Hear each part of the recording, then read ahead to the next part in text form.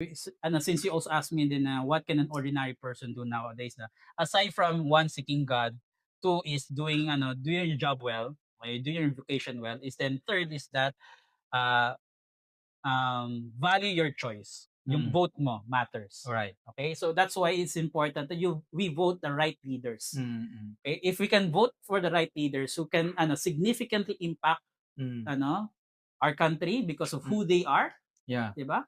Huge, Mm. makes a huge amount of difference. Actually, that's perfect because that's one of the things that one of the reasons why I started a podcast. I want to create a platform wherein we have Mm-mm. conversations like this, Mm-mm. because as you and I know, everything's can exist in a conversation. It gets started. If Mm-mm. we talk about nation building, the more people talk about nation building, the more people become conscious about how we can contribute to the country, then I think it's a lot.